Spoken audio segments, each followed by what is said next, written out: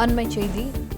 கோயம்புத்தூர், நீலகிரி மாவட்டங்களின் ஓரிரு இடங்களுக்கு மிக கனமழைக்கான ஆரஞ்ச் அலர்ட் விடுக்கப்பட்டுள்ளது. இது தொடர்பான கூடுதல் விவரங்களை எமது செய்தியாளர் மாணிக்கம் வழங்க கேட்கலாம். வணக்கம் மாணிக்கம், இது குறித்த கூடுதல் விவரங்கள். தமிழ்நாட்டில் தென்மேற்கு பருவமழை தொடங்கிய பிறகும் கூட வெயிலினுடைய தாக்கம் மிக அதிகமாக இருக்கிறது. குறிப்பாக அதிகபட்ச வெப்பநிலை தமிழகத்தில் கடந்த 24 மணி நேரத்தில் 4 டிகிரி செல்சியஸ் உயர்ந்திருக்கிறது.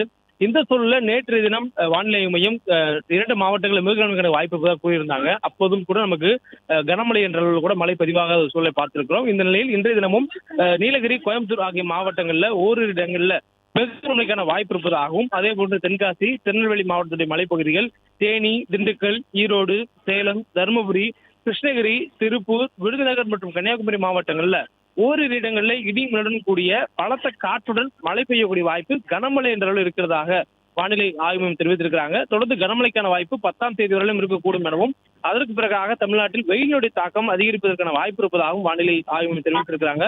அதிலும் குறிப்பாக வெயில் பகல் நேர வெப்பநிலை இயல்பை விட 3 டிகிரி செல்சியஸ் உயரக்கூடும் என வானிலை ஆய்வு மையம் எச்சரிக்கை கொடுத்திருக்கிறாங்க. சென்னையில் இன்று வானம் ஓரளவு மேகமூட்டத்துடன் காணப்படும் எனவும், வெப்பத்துடைய தாக்கம் பகல் நேரத்தில் அதிகபட்சமாக 41 டிகிரி செல்சியஸ் வரையிலும் இருக்கக்கூடும் என வானிலை ஆய்வு மையம் எச்சரிக்கை கொடுத்திருக்கிறாங்க. பிளே ஸ்டோர் மற்றும் ஆப் ஸ்டோரில் இருந்து பாலிமர் செயலியை QR கோடு மூலம் பதிவிறக்கம் செய்யுங்கள். செய்திகளை உடனுக்குடன் பெறுங்கள்.